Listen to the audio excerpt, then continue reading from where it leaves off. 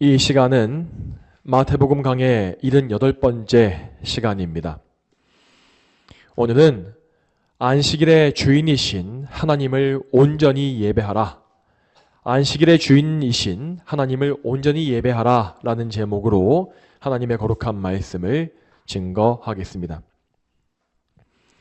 자, 오늘부터 우리는 마태복음의 12장 말씀으로 들어가게 됩니다. 이 12장의 말씀은 앞에서 보았던 11장에 나왔던 이 주제가 좀 더 깊이 심화되어 가는 것을 보여주고 있습니다. 지난주까지 보았던 11장에서 예수님은 그리스도의 복음에 대한 사람들의 반응이 어떠한지를 말씀하신 바 있습니다. 예수님 당시에 복음을 들은 사람들은 거의 대부분이 유대인들이었습니다. 그런데 그 유대인들 중에서는 오직 소수의 사람들만이 복음을 받아들이고 참된 믿음을 가지게 되었습니다. 이 소수의 사람들을 제외하고 대다수의 유대인들은 복음을 받아들이지 않았으며 또한 그 복음을 선포한 사역자들을 배척하였습니다. 그래서 그들은 세례 요한의 메시지를 믿지 않은 것이고 또한 요한이 선포했던 예수님 역시 믿지 않았습니다. 그 당시에 유대인들은 율법주의라는 수건으로 영적인 눈이 가려진 상태에 있었습니다. 그들은 자신들이 아브라함의 혈통적 후손이라고 하는 선민의식에만 사로잡혀 있었고 그들 자신이 본성적으로 타락한 죄인이라는 사실을 인정하지 않았습니다. 그래서 그들은 자신들이 자기의 힘으로 율법을 지킴으로써 의를 이룰 수 있다고 믿었으며 또한 실제로 겉보기에는 율법을 지키고 있었기 때문에 자기들을 의인이다 라고 여겼습니다. 당연히 이러한 자기 공로와 자기 신념을 가진 사람들이 복음을 받아들이고 죄를 회개한다는 것은 불가능한 일이었죠. 그리고 이처럼 복음을 반대하는 원수들 중에는 바리새인들이 가장 선두에 있었습니다. 바리새인들은 그들의 초창기 역사 때부터 율법을 준행함으로써 이스라엘을 다시 회복해야 한다라는 사명감을 가진 그런 모임이었습니다. 그래서 그들은 율법을 표면적으로 사람의 눈으로 보기에 지켜내어서 자기의 의를 이루는 일에 인생을 걸었으며 조상 때로부터 내려온 여러 가지 규정들을 더 세분화해서 자세하게 지켰습니다. 예수님 당시에 유대인들이 가지고 있었던 자세한 규정들을 가리켜서 성경은 장로들의 전통이다 라고 칭한다 했습니다. 이 장로들의 전통이란 것은 유대인들이 바벨론 포로에서 복귀했던 시대로부터 형성되어 왔던 것으로서 약 400년이 넘는 긴 역사를 가지고 있었습니다. 그 오랜 세월 동안 이 유대인들은 비성경적이고 율법주의적인 규정들을 수천 가지로 만들어냄으로써 일반 백성들에게 무거운 율법의 짐만을 더 가중시키고 말았습니다. 이 때문에 예수님은 지난 11장 28절에서 말씀하시기를 수고하고 무거운 짐진 자들아 모두 내게 오너라. 그러면 내가 너희를 쉬게 할 것이다 라고 하신 것입니다. 그 말씀에서 알 수 있는 바와 같이 예수님은 율법주의의 짐에 억눌려 있던 백성들을 불쌍히 여기셨습니다. 그래서 예수님은 그 백성들의 무거운 짐을 풀어주고 참된 자유와 안식을 주시기 위해서 복음의 거룩한 사역을 계속 감당하신 것입니다. 그리고 이렇게 예수님께서 복음을 널리 선포하실수록 복음이 퍼져나갈수록 복음의 원수들은 더 강한 반대와 공격을 감행했습니다. 그래서 앞으로 보게 될 12장의 말씀은 이 복음의 원수들이 예수님을 공격하는 상황을 매우 극명하게 보여줍니다. 여기에서 주로 나타나고 있는 복음의 원수들은 바리새인들이었는데 그들은 예수님의 복음이 점점 더 자기 귀에 거슬렸기 때문에 예수님을 점점 더 심하게 박해했습니다. 말하자면 그들은 예수님을 박해하는 이 세상 죄악 세력의 선두에 섰던 것입니다. 여러분, 이러한 바리새인들의 박해는 복음에 대한 이 세상과 마귀의 박해를 대표합니다. 이 우리의 원수인 마귀는 죄인들의 눈을 가려서 하나님의 말씀을 오해하게 만듭니다. 또한 마귀는 죄인들이 계속 자기의 본성대로 자기 의를 추구하게 함으로써 율법의 무거운 짐을 벗어버리지 못하도록 얽어맵니다. 이처럼 마귀와 이 세상이 하는 모든 일은 계속해서 죄인들을 짓누르며 죽이는 일입니다. 그러나 예수님의 사역은 죄인들을 율법의 책임에서 자유롭게 함으로써 무거운 정죄의 짐을 벗겨주고 예수님 안에서 자유와 안식을 누리게 하는 생명의 일이었습니다. 자, 그러므로 우리가 이제부터 살펴볼 12장의 말씀은 죄인들에게 생명을 주시는 그리스도의 사역과 죄인들을 짓누르고 죽이는 마귀의 일이 서로 충돌하는 상황들을 보여줍니다. 이 원수들의 공격과 박해는 매우 극심했지만 예수님은 그들의 방해와 관계없이 계속해서 하나님의 뜻을 이루어 가십니다. 왕이신 예수 그리스도께서는 항상 승리하시며 마귀와 이 세상은 그분 앞에 무릎을 꿇을 수밖에 없습니다. 자, 이러한 관점을 견지하는 가운데서 이제 12장의 내용으로 들어가 보겠습니다. 먼저 말씀드릴 것은 이 말씀의 구조입니다. 오늘 설교의 본문인 1절부터 8절까지의 말씀과 또 다음 주 설교의 본문인 9절부터 14절까지의 말씀은 자, 이 두 부분 다 모두 안식일을 그 주제로 하고 있습니다. 자, 이렇게 12장의 서두에 안식일 계명에 대한 말씀이 나오는 것은 그 당시 백성들이 지고 있었던 무거운 짐과, 그러니까 11장 28절에 언급되었던 그 무거운 짐과 깊은 연관이 있습니다. 안식일의 계명은 이 유대인들이 가장 심각하게 왜곡해 놓았던 계명으로서 이스라엘 백성들을 율법주의로 얽어매었던 대표적인 사례였기 때문입니다. 여러분, 과거 구약 성경, 그러니까 하나님께서 말씀하신 그 성경이 말씀하고 있는 안식일의 규례는 아주 단순하고 간결합니다. 하나님은 단지 안식일을 기억하여 거룩하게 지키라고 하셨고 이 날에 이 세상의 모든 노동, 일을 그치고 쉬어야 한다라고 말씀하셨습니다. 그리고 여기에 더하여서 안식일은 하나님과 이웃을 사랑하기 위한 날로 사용되어야 있죠. 그러므로 안식일에는 예배를 위한 모든 일들과 이웃을 섬기기 위한 구제의 일들을 할 수가 있었던 것입니다. 이것을 정리해 보자면 원래 안식일에 대한 구약 성경의 율법에는 어떤 복잡하거나 까다로운 규정이 없었습니다. 물론 구약의 안식일 계명은 세상의 일들을 쉬어야 한다, 너희는 쉬어라 라는 점에서 분명히 엄격함을 보여주었습니다. 하지만 이 엄격함의 목적은 안식일을 하나님께 집중하는 날로 사용하기 위해서 엄격하게 한 것이었습니다. 만일 안식일에 어떤 직업과 노동의 일을 풀어준다면, 엄격하지 않게 풀어준다면 사람들은 분명 이 날에 하나님을 예배하지 아니하고 이 세상 일에만 몰두할 것입니다. 타락한 죄인들은 본성적으로 하나님을 사랑하지 아니하고 자기의 유익을 더 추구하는 존재이기 때문에 안식일을 이렇게 엄격하게 지키게끔 만드는 것이 꼭 필요했던 것입니다. 그렇지만 이 유대인들은 하나님이 정해놓으신 안식일의 원래 목적과 원리는 다 내다버린 채로 오직 엄격하고 까다롭게 만드는 규정 자체에만 목을 메었습니다. 그래서 그들은 안식일을 정확히 지키겠노라 라고 하는 그 명목으로 온갖 잡다하고 세부적인 규정들을 만들어내었습니다. 다시 말씀드리지만 이 규정은 그들의 조상 때로부터 약 400년에 걸쳐서 켜켜이 쌓여오면서 만들어진 것이라고 하였습니다.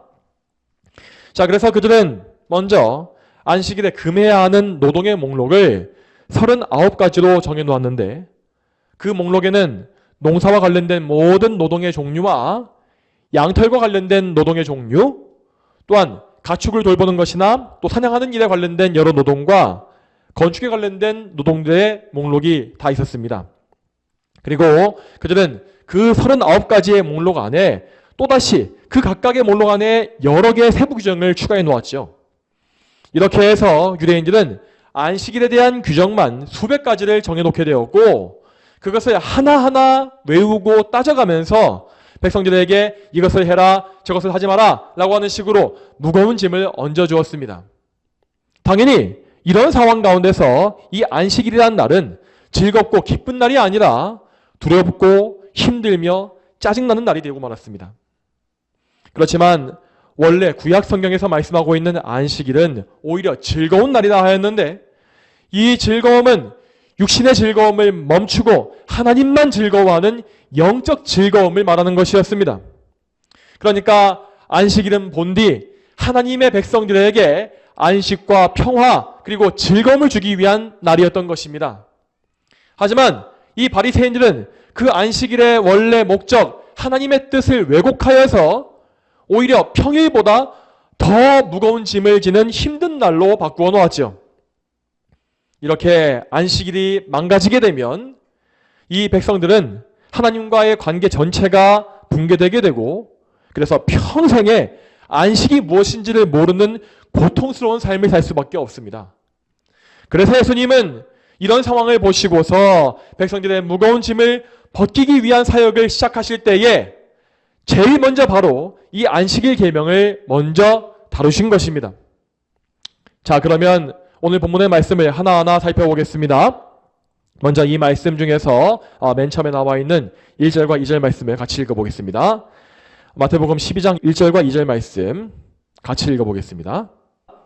그 무렵에 예수께서 안식일에 밀밭 사이로 지나가시는데 그분의 제자들이 배가 고파 이삭들을 꺾어서 먹기 시작하였다.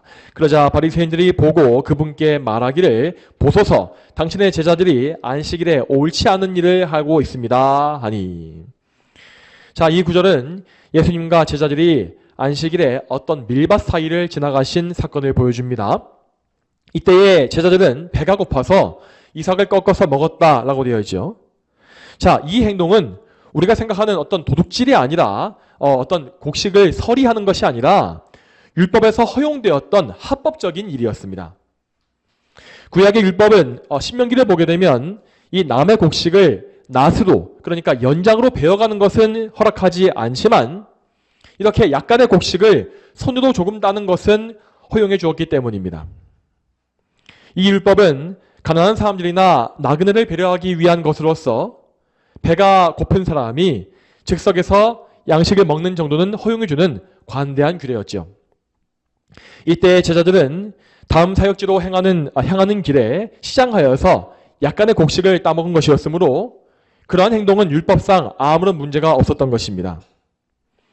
또한 예수님과 제자들은 그 사역의 일정이 너무나 바빴기 때문에 따로 시간을 내어서 음식을 차려 먹지 못하는 경우가 많았습니다. 그래서 예수님은 제자들이 남의 곡식을 잘라 먹는 것을 사역을 위한 힘을 얻기 위한 최소한의 식사로서 허락해 주신 것입니다. 자, 그런데 여기에서 우리는 한 무리의 바리새인들이 등장하는 것을 보게 됩니다. 이들은 분명히 예수님을 따라다니면서 그분을 감시했던 것입니다. 이 바리새인들은 예수님의 등장을 유대교에 대한 심각한 위협으로 받아들였기 때문에 이처럼 예수님의 일거수일투족을 감시하면서 트집을 잡을 기회를 노리고 있었죠. 그러던 중에 바리새인들은 제자들이 안식일을 범했다고 보았고 곧장 다가와서 그 기회를 놓치지 않고 그들의 죄를 지적했던 것입니다. 여기서 바리새인들은 이 제자들이 안식일에, 다른 날이 아니라 이 안식일에 밀을 잘라 먹은 것에 대해서 문제 삼았습니다. 앞서 말한 바와 같이 바리새인들은 안식일에 금지된 노동행위를 39가지로 정리해 놓았는데 그 중에는 농사와 관련되어진 모든 노동의 종류가 다 포함되어 있었습니다. 거기에는 밭을 갈고 씨를 뿌리고 추수하고 타작하는 등의 여러 과정이 다 들어있었죠. 그래서 바리새인들은 이 제자들이 밀 이삭을 꺾는 행위를 곡식을 추수하는 행위로 보았고 밀을 먹기 위해서 나달을 비비는 행위를 타작이라고 보았으며 또 비벼진 알갱이를 입으로 후 불어서 결을 날리는 행위를 키질이라고 봤던 것입니다. 이러한 관점에서 보자면 예수님의 제자들은 안식일의 규정을 무려 3가지나 동시에 범한 것이 되었습니다. 그래서 바리새인들은 예수님께 말하기를 당신의 제자들이 안식일에 옳지 않은 일을 하고 있습니다 라고 한 것입니다. 자, 그런데 다시 말씀드리지만 이 바리새인들이 지적한 내용은 성경의 율법과는 아무런 관계가 없습니다. 그러나 그들은 이미 수백 년간 장로들의 전통을 지켜왔기 때문에, 자기 조상 대대로 지켜왔기 때문에 이제는 그 인간의 전통에 성경과 동급의 권위가 있다고 믿게 된 것입니다. 하지만 여러분, 이 권위라고 하는 것은 사람이 주장한다고 해서 생기는 것이 아닙니다. 이 세상에서 아무리 많은 사람들이 함께 인정하고 있고 권위 있다라고 보는 그 권위라 할지라도 그 권위가 하나님의 계명에 반대가 된다면 거기에는 권위가 없는 것입니다. 그러므로 성도들은 항시 오직 하나님의 뜻에만 순종하여서 하나님의 뜻에 맞지 않는 불법적인 권위에는 복종하지 않는 그러한 담대함을 가져야 하는 것입니다. 자, 그러면 우리 예수님은 이 바리새인들의 주장에 대해서 무엇이라 답하셨겠습니까? 여기서 예수님은 먼저 구약 성경에 기록된 두 가지의 말씀으로 그들의 주장을 무력화하십니다. 이 중에서 첫 번째 말씀은 3절과 4절에 있습니다. 오늘 본문의 3절과 4절 말씀 같이 읽어보겠습니다. 예수께서 그들에게 말씀하셨다. 다윗과 그의 일행이 배가 고팠을 때에 무엇을 하였는지 너희가 읽지 못하였느냐? 그가 하나님의 집에 들어가서 오직 제사장들 외에는 먹지 못하는 차려놓은 빵을 그와 그 일행이 먹지 않았느냐? 아멘. 이 말씀에서 언급된 사건은 사무엘상 21장에 나와 있습니다. 그러므로 지금 사무엘상 21장을 펴서 보시면서 말씀을 들으시면 이해가 더 잘 되실 것입니다. 자, 이 사무엘상 21장의 상황에서 이 다윗은 사울 왕을 피해서 도망치는 중에 성막이 위치해 있었던 놉이라는 곳을 거쳐갔습니다. 이때 다윗은 아마도 목숨이 위태로운 상황에서 하나님의 도우심을 구하기 위해서 성막에 갔던 것으로 보입니다. 그런데 이때에 다윗과 그 일행은 급박하게 도망치는 중이었기 때문에 먹을 것을 전혀 준비하지 못했던 것 같습니다. 이에 그들은 굶주림으로 인하여서 더 멀리 도망칠 수 없는 지경에 이르렀고 성막에 있었던 제사장 아히멜렉에게 먹을 것을 구하게 되었죠. 이때 아히멜렉은 다른 음식은 가지고 있지 않았고 오직 거룩한 빵만 있었다고 되어 있습니다. 이 거룩한 빵이라는 것은 성막에서 하나님께 바치는 진설병을 가리킵니다. 진설병은 이스라엘의 12지파를 상징하는 12개의 큰 빵으로서 이스라엘의 12지파, 각 지파가 하나하나 하나님께 바쳐진다라고 하는 의미를 상징했습니다. 이 진설병은 매주 안식일에 새로 구워서 진설병 상에 올려졌고 그 일주일 동안을 진설병 상 위에 차려져 있었습니다. 그리고 이 새 진설병을 구워서 올릴 때 나오는 오래된 진설병은 그 주에 제사장들의 양식으로 주어졌죠. 그러므로 원칙적으로 이 진설병들은 오직 거룩한 제사장들만 먹을 수 있는 양식이었습니다. 그러나 아히멜렉은 다윗과 그 일행이 매우 굶주리고 지친 것을 보았기 때문에 그들의 몸이 정결한 상태인지만을 확인한 이후에 이 진설병을 먹으라고 내어주었습니다.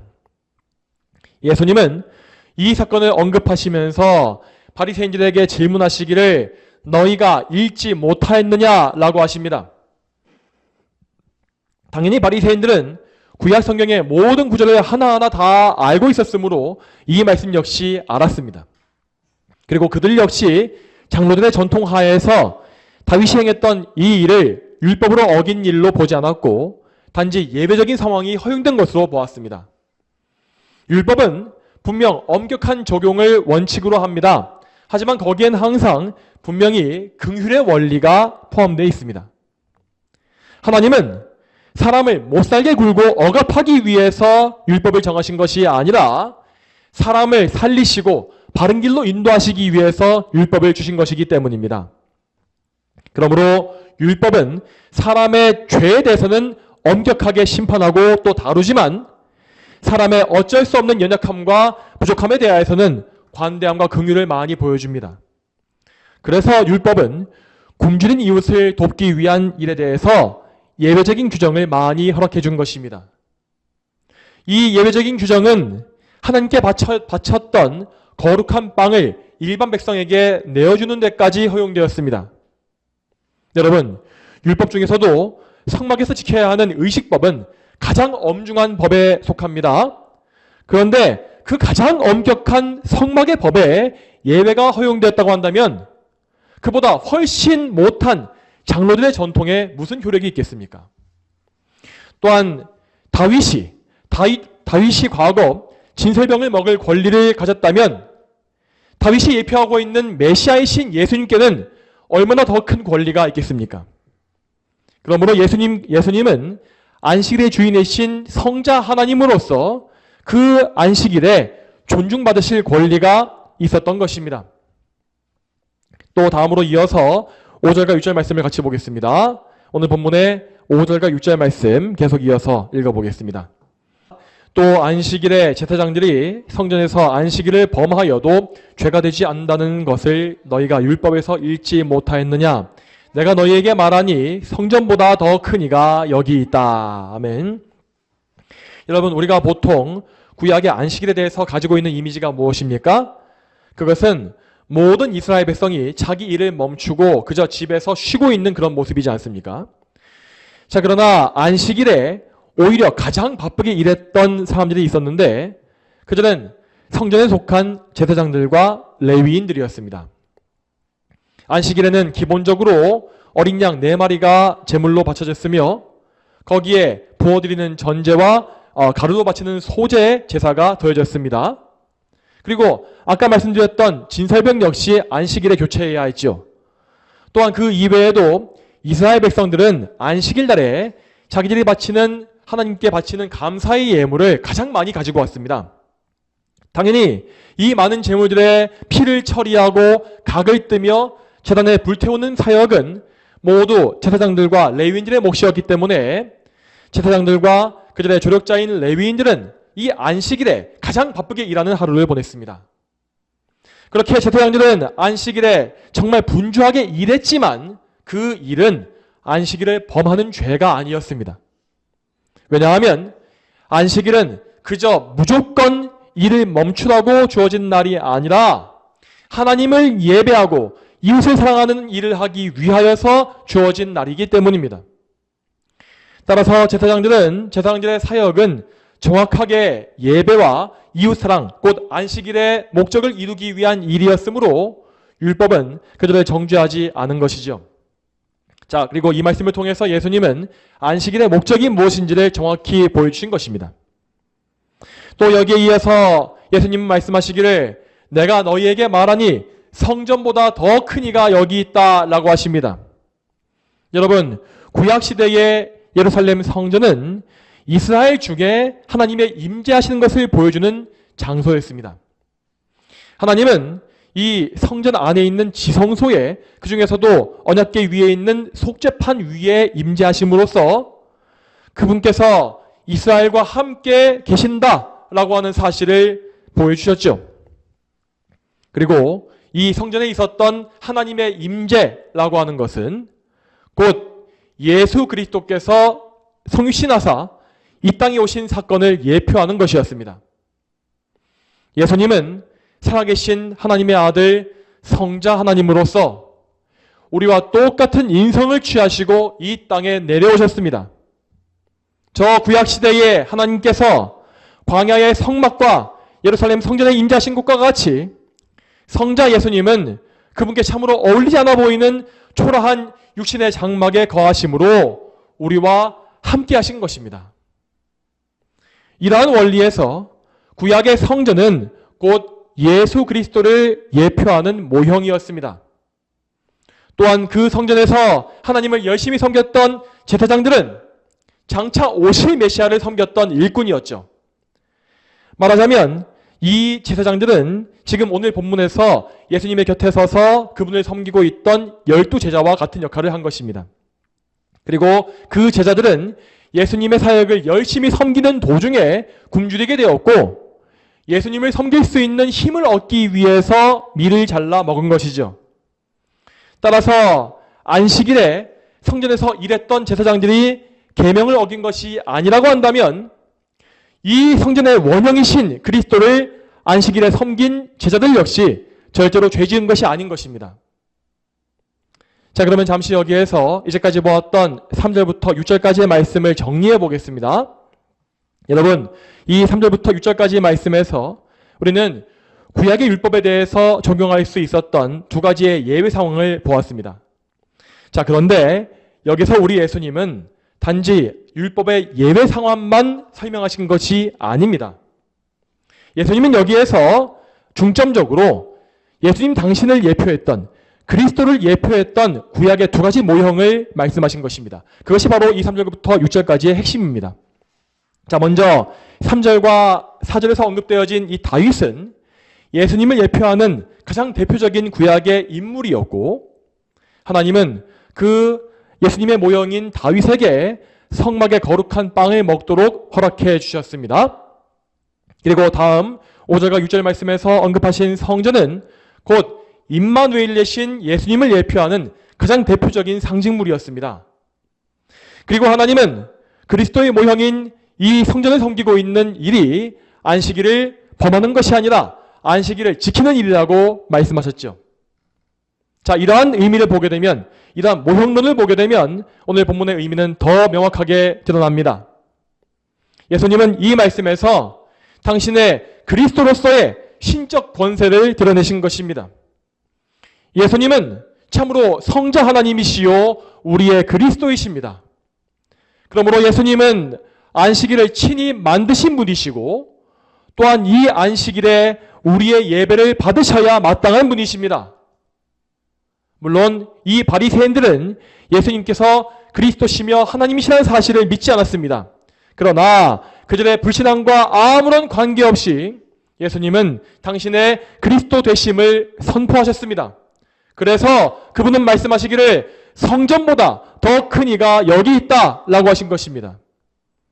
이 말씀과 같이 참으로 그리스도께서는 성전보다 훨씬 더 크고 귀하신 분이시요 다윗보다 훨씬 더 위대하신 통치자이십니다. 그러므로 우리는 예수 그리스도를 우리의 하나님으로 믿으며 우리의 구원자와 우리의 주님으로 믿고 섬겨야 하는 것입니다. 이와 같이 그리스도 예수님을 믿고 섬기는 이 일이 바로 안식일의 목적, 곧 주일의 목적임을 기억해야 합니다. 그러면 이제 오늘 말씀의 마지막 구절을 읽어보겠습니다. 오늘 말씀의 7절과 8절 말씀 같이 읽어보겠습니다. 너희가 나는 제사가 아니라 긍휼을 원한다 라는 말씀이 무슨 뜻인지 알았다면 죄 없는 자들을 정죄하지 않았을 것이다. 인자는 안식일의 주인이다. 아멘. 이 7절에서 예수님은 또다시 구약의 말씀을 인용하십니다. 이 말씀은 구약 성경의 호세아서 6장 6절에 있는 말씀입니다. 이 말씀은 찾지 마시고 제가 읽겠습니다. 나는 인애를 원하고 제사를 원치 아니하며 번제보다 하나님 알기를 원한다 라고 하였습니다. 나는 인애를 원하고 제사를 원치 아니하며 번제보다 하나님 알기를 원한다 라고 하였습니다. 예수님은 이 호세아서의 말씀 중에서 앞에 나와 있는 인애를 원하고 제사를 원치 아니하며 라는 부분을 인용하신 것입니다. 이 말씀은 제사가 불필요하다는 뜻이 아닙니다. 당연히 구약의 백성들은 예배 방법으로서 하나님께 제사를 드려야 했고 그 제사라는 방법을 통하여서 오실 그리스도를 바라봐야 했습니다. 따라서 여기 나와 있는 이 호세아서의 말씀은 제사도 필요하고 긍휼도 있어야 한다라는 의미인 것입니다. 만일에 이스라엘이 의식법을 따라서 정말 가장 완벽한 제사를 다 드린다 할지라도 그 제사 가운데 그들의 마음속에 긍휼과 사랑이 없다고 한다면 그 제사는 하나님을 기쁘시게 할 수 없었습니다. 하나님은 사람의 마음을 감찰하시는 분이기 때문에 예배자의 마음속에 사랑이 있는지 없는지를 모두 알고 계십니다. 그러므로 만일 우리가 겉으로 보기에 주의를 완벽하게 지키고 있다 할지라도 만일 우리 마음속에 하나님을 사랑하는 그 마음이 없고 우리 이웃에 대한 사랑도 역시 없다면 하나님은 우리의 예배를 기뻐하지 않으신다라는 것이죠. 이러한 의미에서 오늘 본문에 나와 있는 바리새인들은 율법의 중심은 버리고 겉으로 보이는 형식만 취한 것이었습니다. 그들은 속마음으로 하나님과 이웃을 사랑하지 않았지만 그저 자기를 사랑해서 자기의 일을 이루기 위하여서 겉으로만 위선적으로 율법을 지킨 것입니다. 그래서 그들은 예수님의 이 수고로운 사역에 대해서도 아무런 감사하는 마음이 없었고, 또한 그분을 섬기는 제자들의 어려움에 대해서도 긍휼한 마음을 전혀 품지 않았습니다. 그래서 예수님은 그들이 잘 알고 있다고 자부하고 있는 그 구약의 말씀을 일부러 인용하시어서 그들의 교만함과 무지함을 책망하셨고, 그들에게 안식일의 참된 목적을 가르쳐 주신 것입니다. 또 마지막으로 8절에서 예수님은 말씀하시기를 인자는 안식일의 주인이다 라고 하십니다. 여기서 예수님은 당신께서 소유하신 신적 권세를 다시금 선포하십니다. 예수님은 참으로 안식일을 창조하신 안식일의 주인이십니다. 그렇기 때문에 예수님은 안식일의 올바른 의미와 목적을 정하신 분으로서 그 의미와 목적을 가장 정확하게 아셨고, 또한 그 의미와 목적을 우리에게 계시해 주실 수 있는 것입니다. 따라서 우리는 예수님의 이 말씀을 통하여서 안식일이 무엇인지를 정확하게 배워야 하고, 그분의 명령대로 이 날을 지키기 위해서 힘써야 합니다. 그러면 여러분, 예수님은 정확히 안식일에 대하여서 무엇을 명령하신 것이겠습니까?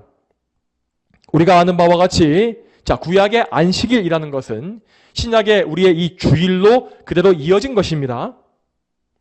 신약의 주일은 예수 그리스도의 부활하신 날을 기념하는 날로서 예수님께서 세우신 새 언약의 질서 안에서 정해진 새 안식일입니다. 예수님은 구약의 옛 질서를 완성하시고 신약의 새로운 질서를 시작하신 분이기 때문에 예배의 날 역시 주일로 변경하신 것이죠. 그래서 신약 시대의 주일에는 더 이상 구약 시대와 같은 안식일의 이 율법을 모두 적용하진 않는 것입니다. 가장 대표적인 예로 지금 우리는 주일에 일을 했다고 구약 시대와 같이 죽임당하는 그런 법은 없는 것을 알 수 있습니다. 자, 그러나 구약의 안식일에 있었던 중요한 목적은, 이 목적과 의미는 신약의 주일에서도 여전히 남아 있습니다. 그러면 안식일의 목적은 무엇이었습니까? 오늘 말씀에서 보았던 바와 같이 안식일에는 크게 두 가지의 목적이 있습니다. 그것은 곧 첫째, 하나님을 예배하는 것과 둘째, 이웃을 사랑하는 것입니다. 이 두 개의 목적 가운데서 오늘 우리가 보았던 본문은 첫째 목적인 예배에 대해서 좀 더 집중된 본문이라 할 수 있습니다. 자, 왜냐하면 오늘 이 본문은 물론 이웃사랑에 대한 원리도 알려주고 있긴 하지만 먼저 안식일의 주인이신 성자 예수님의 권세에 대해서 주로 보여주고 있는 본문이기 때문이죠. 참고로 안식일의 둘째 목적인 이웃사랑은 다음 주 본문인 9절부터 14절에서 다룰 예정입니다. 그 다음 주 본문에서 예수님은 손이 오그라진 사람을 안식일에 고침으로써 안식일의 목적인 이웃사랑이 무엇인지를 명확하게 보여주십니다. 그러므로 오늘 이 설교에서 우리는 안식일의 첫 번째 목적인 목적에 먼저 집중하고 이 목적을 우리 자신에게 적용해 볼 것입니다. 여러분, 신약의 안식일인 이 주일의 첫째 가는 목적은 하나님에 대한 사랑, 곧 예배임을 기억하십시오.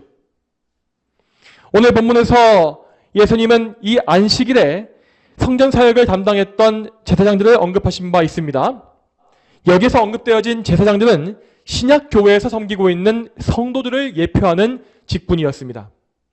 자, 이 제사장들은 대제사장을 섬기는 자들로서 일했기 때문에 대제사장은 예수 그리스도를 예표하고 제사장들은 성도들을 예표하는 그러한 모형 구조가 이루어진 것입니다.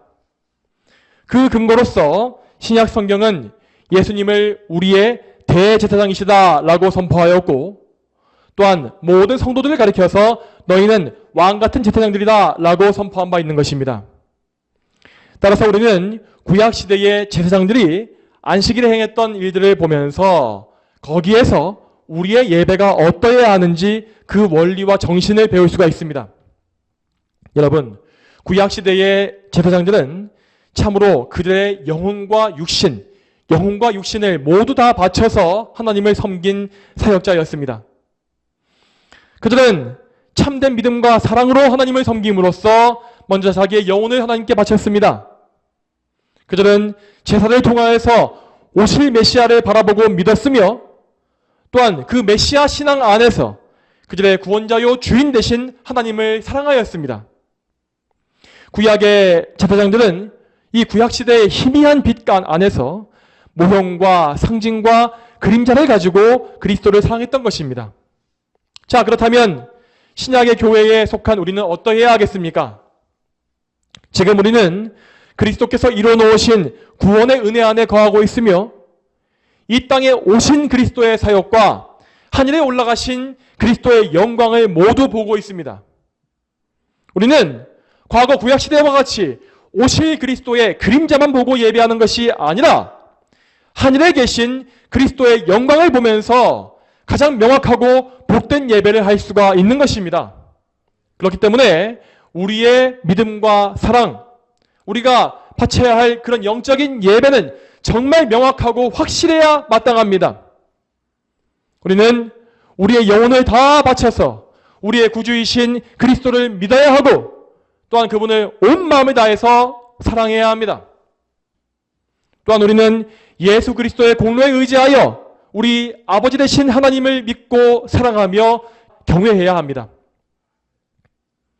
우리가 드리는 주일의 예배에는 마땅히 이러한 믿음과 사랑, 영적인 요소가 있어야 하는 것입니다. 우리는 우리의 죄인됨을 고백하고 하나님 앞에 우리가 예배할 자격이 없는 죄인이라는 사실을 알아야 합니다. 이러한 애통함 가운데에서 우리는 상한 심령을 가지고 낮은 마음으로 예수님의 얼굴을 바라봐야 하며 예수님께만 나의 죄의 용서와 나의 의로움이 있다는 사실을 믿어야 합니다.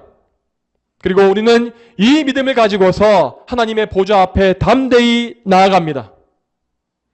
이처럼 예수 그리스도를 통하여 성령님의 인도하심으로 성부 하나님께 나아가는 것, 이렇게 삼위일체적인 것이 바로 우리의 예배입니다. 비록 우리에게는 아무 자격이 없지만 우리 하나님은 우리가 믿는 바 예수 그리스도를 통하여서 우리를 받아주실 것이고 예수님을 통해서 우리의 예배를 향기로운 예물로 연락해 주실 것입니다. 그러므로 우리는 이러한 진리를 믿고서 우리의 예배를 정말 우리의 영혼을 다하여서 바쳐야 하겠습니다. 또 다음으로 우리는 영혼만이 아니라 우리의 몸에 대해서도 분명한 교훈을 얻어야 합니다. 구약의 제사장들은 그들의 몸 역시 하나님을 위한 거룩한 예물로 바친 사람들이었습니다. 그들은 율법에 따라서 자기의 몸을 정결하게 하였으며 또한 제사장에게 주어진 흰 세마포 예복을 입고 하나님 앞에 나아갔습니다. 여러분, 이러한 제사장들의 모습은 우리가 우리의 몸으로 하나님을 섬겨야 한다라는 사실을 우리에게 보여주고 있습니다. 여러분, 이렇게 몸을 하나님께 드리는 것은 비단 주일날에만 하는 것이 아니라 우리의 평생에 해야 할 영적인 의무입니다. 우리는 하나님의 은혜에 의지하여 우리의 몸을 하나님의 영광을 위한 도구로 바쳐야 합니다.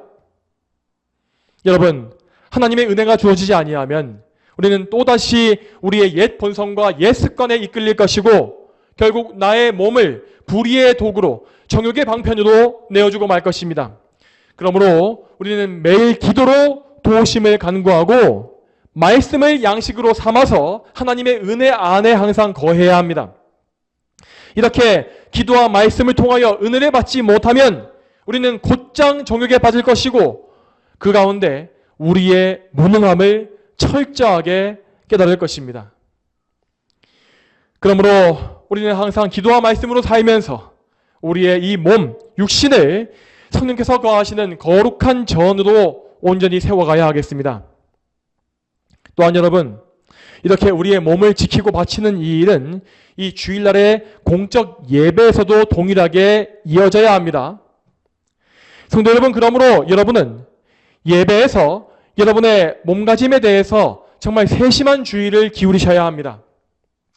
다시 말씀드리지만 우리의 예배란 것은 영혼과 육신 모두를 주님께 바치는 행위입니다. 그러므로 정말 여러분에게 참된 믿음이 있으시고 예배에 대한 열심이 있다고 하신다면 그러한 믿음과 열심의 마음은 반드시 여러분의 겉으로 보이는 몸을 통해서도 표현돼야 하는 것입니다. 물론 우리 육신은 약하기 때문에 넘어지고 실수하는 일은 있을 수 있습니다. 하지만 그러한 실수와 연약함이 고쳐지지 않고 계속 이어진다면 그러한 것은 결국 우리의 영적 상태가 어떠한지를 증거하는 것이 되는 것입니다. 그러므로 성도 여러분, 여러분의 마음을 잘 살피시는 것과 동시에 예배 나오실 때에 여러분의 몸가짐을 단정하고 정중하게 하시길 바랍니다. 예배 시간에 졸지 않기 위해 토요일 밤에 일찍 잠자리에 드시고, 또한 예배 나올 때에는 여러분의 옷장에서 가장 좋은 옷을 입고 오시기 바랍니다. 여러분, 예배에서 우리의 의복이라는 것은 절대 허례허식으로 치부할 수 없는 요소입니다. 자, 왜 그렇습니까? 왜냐하면 사람이라는 존재는 의복을 입었을 때에 그 의복에 맞는 자세와 행동이 나오게 되어 있기 때문입니다. 우리가 가장 정중한 예복을 입고 깨끗하고 단정한 모습을 하고 있다면 우리는 그만큼 그 예복에 어울리는 정중함과 존중의 행동을 하게 되어 있습니다. 그러나 우리의 옷차림이 단정함과 정중함에서 벗어나게 되면 우리는 자연히 그 옷차림에 맞는 자세와 태도를 취하게 됩니다. 또한 여러분, 우리는 우리 하나님을 인격적으로 믿는 것이기 때문에 하나님을 인격적으로 예배해야 할 의무가 있습니다. 그래서 우리는 하나님께서 우리의 전인격, 곧 몸과 영혼을 다 살피시고 신경 쓰신다라고 하는 그 믿음으로 정중한 몸가짐과 복장, 그리고 단정한 자세와 태도를 취해야 하는 것입니다. 여러분, 이것을 이해하기 위해서 한 가지 비유를 말씀드리겠습니다. 한번 상상해 보시기 바랍니다. 여러분께서 오늘 밤에 저 미합 중국의 대통령을 만나야 한다라고 가정했을 때, 그렇다면 여러분은 어떤 복장과 몸가짐을 취하시겠습니까?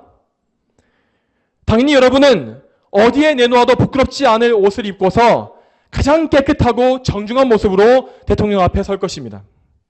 그렇다면 하물며 우리의 하나님은 이 세상의 가장 높은 통치자보다 얼마나 더 높고 존귀하신 분입니까? 오늘 본문에서 우리 예수님은 저 다윗 왕보다 더 위대하시고 성전보다 더 크신 분이라고 하였습니다. 마땅히 우리는 예배에 나올 때에 가장 크고 존귀하신 하나님을 내가 만나 뵌다 라고 하는 마음을 가지고서 정말로 최선을 다해서 나 자신을 준비해야 할 것입니다. 이제 말씀을 맺겠습니다. 사랑하는 성도 여러분, 우리는 오늘 마태복음의 본문을 통하여서 주의를 거룩하게 지키는 것이 무엇인지를 살펴봤습니다. 우리는 우리의 주님이신 그리스도께서 누구신지를 알고 믿어야 하며 그리스도를 통하여서 우리 하나님 아버지께 영광과 존귀를 올려야 합니다. 또한 우리는 주일에 우리의 영혼과 육신 모든 면을 온전히 준비하여서 우리의 전인격을 다하여 하나님을 높이고 영화롭게 하는 그런 예배자가 다 돼야 하는 것입니다. 저와 여러분 모두가 오늘 말씀과 같이 거룩한 주일의 목적과 의미를 바르게 알고 하나님께 영광을 돌리게 되기를 주님의 이름으로 축복합니다. 다 함께 기도하시겠습니다.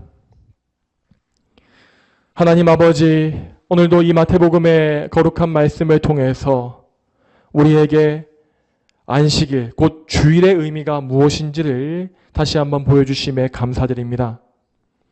우리 예수님께서는 안식일을 창조하신 하나님으로서 이 안식일의 의미가 무엇인지를 우리에게 말씀해 주셨습니다. 안식일은 하나님께서 사람의 멍에를 벗기시고 우리를 불쌍히 여기시기 때문에 주신 날로서 우리에게 짐을 지워주는 그런 날이 아니라 우리를 안식하게 하며 자유와 평화와 즐거움을 주는 날임을 저희가 알게 되었습니다. 하나님, 그러므로 저희가 이 안식일을 버겁게 느끼는 모든 육적인 본성을 다 부인하며 예수님께 아뢰게 하시고, 또한 이 날을 정말 즐거운 날이라 여기기 위하여 하나님의 은혜를 항상 구하는 가운데 이 주일에 가장 합당한 우리의 영적, 육적인 모든 채비를 한 상태에서 이 날을 준비하고 나올 수 있도록 늘 저희를 붙잡아 주시옵소서.